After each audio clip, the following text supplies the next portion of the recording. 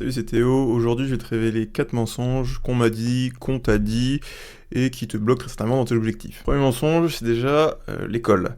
Alors effectivement, si quand t'es gosse, ton père est alcoolique et bat ta mère, bon, oui, c'est peut-être un bon endroit pour aller à l'école, c'est pas trop mal. Parce que je mettrai jamais mes enfants à l'école. Alors pourquoi? Parce que l'éducation, c'est beaucoup trop important pour le laisser à l'État, justement.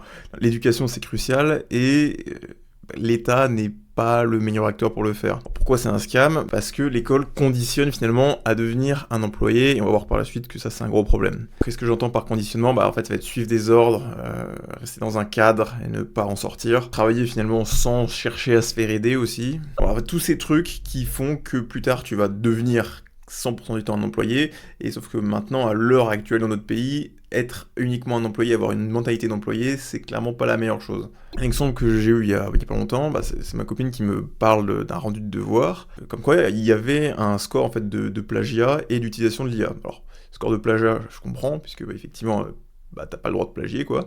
Maintenant, score d'IA, alors pour un devoir, je comprends aussi pourquoi c'est fait, effectivement, on cherche à évaluer sur un devoir, donc c'est pour ça. Maintenant, le problème, c'est que ça te conditionne justement à ne pas te faire aider, à ne pas utiliser l'IA pour rendre quelque chose, par exemple, alors qu'en fait, utiliser ChatGPT pour faire un texte, c'est très intelligent. Ça sera sûrement un bon texte. Alors, ce qui n'est pas intelligent, après, c'est l'utiliser n'importe comment. Mais si c'est fait correctement, il n'y a pas de problème.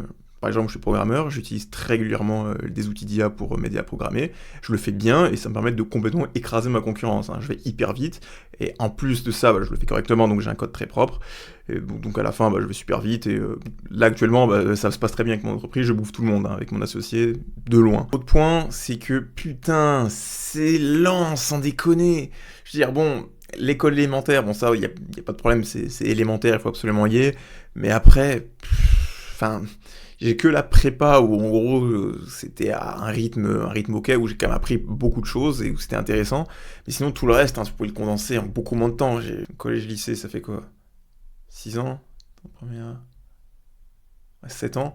Tu peux condenser ça vraiment en, je pense, 3 ans maximum. Enfin voilà, il n'y a pas moyen d'aller plus vite et en fait c'est clairement une perte de temps.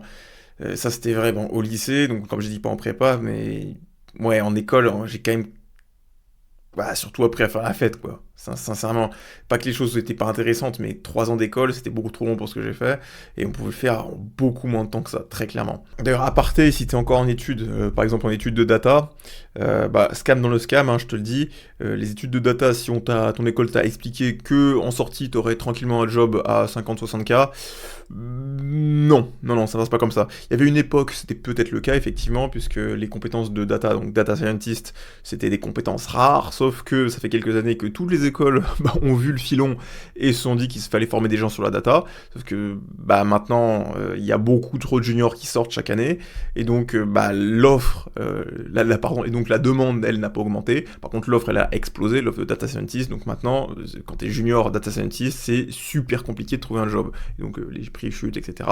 Bref, donc si tu t'imaginais de faire finir tranquillement ton école avec ton diplôme et qu'ensuite ce serait la vie facile, quoi, en data, c'est pas le cas.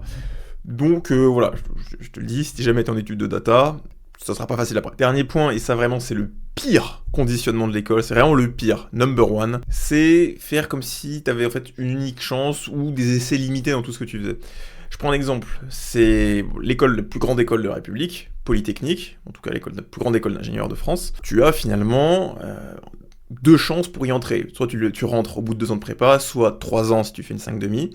Et éventuellement, tu as droit à une 3e chance, si pour raison de maladie, etc. Mais ensuite, c'est mort. Voilà, t'as pas le droit à une 4e chance, ou alors c'est en candidat libre, ça commence à devenir très compliqué. De toute façon, t'as des essais limités, même en candidat libre. Donc voilà, en gros, on te dit, tu as 2 chances pour entrer à Polytechnique, si tu rates 2 fois, c'est bon, c'est mort, t'es trop nul. Ça, c'est un gros problème de conditionnement, de te faire croire ça, puisqu'en entrepreneuriat, c'est en fait tout le contraire. La seule qualité dont tu as besoin, c'est pas le talent, c'est la persévérance. La persévérance bat toujours le talent. Persévérer en entrepreneuriat, c'est vraiment le truc qui fait que tu réussis ou non. Peu importe en fait si t'es talentueux ou pas, même des gens pas talentueux réussissent quand même en entrepreneuriat. Bon, effectivement, si t'es talentueux et persévérant, bravo, t'es Mark Zuckerberg. À l'usure, tu finis par réussir. À force de bosser sur la même chose et même de faire de la merde, c'est pas grave, au bout d'un moment, tu peux que finir par être bon. Ou alors tu le fais exprès.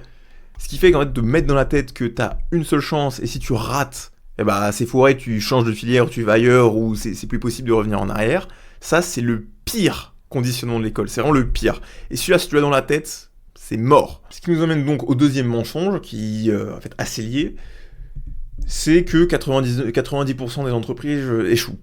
Ça, je pense que c'est d'ailleurs le numéro 1 des mensonges qui bloquent psychologiquement les gens pour se lancer en entrepreneuriat. À tel point d'ailleurs que je me demande si c'est pas un espèce de complot pour garder les gens pauvres ou un truc comme ça. Bref. Parce que, bon, en fait, flash news, hein, pour être riche à tous les coups, c'est l'entrepreneuriat, c'est le seul chemin. Il n'y a pas d'autre chemin qui marche à tous les coups. Cette stat, elle est vraiment vicieuse, en fait, parce qu'elle donne l'illusion qu'on peut réussir que une fois sur 10, que t'as que une chance sur 10 de réussir. C'est-à-dire que 9 fois sur 10 tu vas te planter, et la seule fois où tu réussis, bah en fait c'est juste un coup de bol quoi. Donc en gros tu te casses le train à faire un projet pendant plusieurs années, et puis d'un coup d'un seul, un peu comme un mauvais sort, boum, il y a tout qui s'écroule. Donc déjà, bon, la stat de 90% elle est pas bonne, je vais quand même aller vérifier les stats de l'INSEE, alors selon eux, je pense qu'ils ont raison, hein, c'est 25% des entreprises qui passent pas les 2 ans, et 50% qui passent pas les 5. Et même admettons que les 90% soient vrais, en fait c'est pas vraiment grave. Parce que la réussite n'est pas liée à la chance, mais à la compétence. Les entreprises n'échouent pas, c'est juste les personnes qui échouent, que ce soit bien clair. C'est pas une roue qu'on tourne comme ça, et puis hop, une chance sur 10 que ça passe. Non, si t'es bon en entrepreneuriat, tu réussis, si t'es pas bon, t'échoues. Sauf qu'échouer, ça veut pas dire tout perdre, puisque si tu échoues un projet entrepreneurial, bon ok, ton projet est foiré, d'accord, c'est pas de problème. Par contre, toi, tu as acquis des compétences. Tu conserves donc tout ce que tu as appris, qui te permet d'être meilleur pour le prochain projet, et qui te permet donc de te rapprocher des top 10% des entrepreneurs, pour finalement être dans le top 10% et donc réussir. Exemple avec ma boîte actuelle, bon, alors ça se passe vraiment bien, hein, mon associé et moi, comme je t'ai dit, on est en train d'exploser la concurrence vraiment sans vergogne. Bon, mais admettons le projet foire. Bon ok, le projet, je sais pas trop comment, hein, mais admettons, on sait pas, hop, d'un coup, bon. Alors déjà, j'aurais gagné de l'argent, beaucoup plus qu'en salariat, donc voilà, première chose, j'aurais déjà gagné plus, voilà, ça faut le savoir. Et puis deuxièmement, je relance un autre projet. Voilà, puis avec les connaissances que j'ai maintenant, je gagnerai beaucoup plus que ce que je gagne maintenant, beaucoup plus rapidement. Donc c'est pas un problème, même si tu sais pas pourquoi le projet que j'ai actuellement, on sait pas pourquoi foire, d'un coup, hop, surprise, je recommence. C'est tout. Troisième mensonge, ça va être les success stories des entrepreneurs, en fait, sont liés au billet du survivant. Alors, déjà, je vais t'expliquer qu'est-ce que c'est le billet du survivant. Un exemple classique, c'est pendant la Seconde Guerre mondiale, ceux qui étudiaient les avions qui revenaient des combats pour savoir où les renforcer, ils regardaient donc les avions qui étaient revenus et ils se rendaient compte que les ailes et la queue étaient souvent très abîmés. Donc ils disaient, c'est peut-être là qu'il faut les renforcer, puisque c'est toujours là que c'est abîmé. Et là, il y a un statisticien qui justement a dit, en fait non, c'est l'opposé. Les avions, eux, qui reviennent, on voit qu'effectivement ils sont détruits au niveau des ailes et de la queue, mais c'est pas grave puisque ils sont revenus. Donc il faut plutôt se concentrer sur ceux qui ne sont pas revenus et comprendre pourquoi est-ce que eux ne sont pas revenus. Donc plutôt regarder en fait les zones qui sont tout le temps intactes au retour de l'avion, parce que ça veut dire que ces zones-là sont en fait cruciales, et c'est là qu'il faut les renforcer. Voilà, ça c'est le biais du survivant. Maintenant, donc le biais du survivant, on toujours à toutes les sauces pour l'entrepreneuriat, donc effectivement, il faudrait regarder ce que font les personnes qui ne réussissent pas en entrepreneuriat, ne réussissent jamais, et comprendre pourquoi, qu'est-ce qui se passe à ce moment-là. Donc on va analyser ça. Alors je me suis retrouvé dans un club de business, avec plein de jeunes justement qui cherchaient à se lancer, à créer des entreprises, pareil, comme toi et moi. Donc là maintenant ça fait plus d'1 an, et après plus d'1 an, donc 1 an c'est pas long, hein, ce que je remarque c'est que ceux qui ont pas lâché, qui ont réussi, c'est ceux qui ont toujours persévéré, qui ont déjà peut-être même déjà échoué, hein, c'est pas un problème, mais qui ont toujours persévéré. Par contre, ce qui va nous intéresser, c'est ceux qui vont échouer, qui ont échoué et qui resteront toujours pauvres, c'est juste ceux qui ont, échoué une fois, d'accord, mais qui n'ont pas relancé de projet, c'est-à-dire qui ont juste abandonné, quoi. En clair, si tu continues toujours l'entrepreneuriat sans jamais lâcher, si tu échoues mais tu continues, en fait tu peux jamais complètement échouer, tu vas un jour finir par réussir, même à l'usure. Je veux dire, si là, comme je t'ai dit, je rate mon projet, tu sais pas pourquoi, mais admettons je le rate, je vais pas me dire, mince, raté, je vais retourner en CDI, salut patron, je vais jamais faire ça, je vais refaire un autre projet, évidemment. Bon, il y a de bonnes chances que ce soit maintenant avec ce projet-là, mais même si c'est pas le cas, ça passera un jour ou l'autre.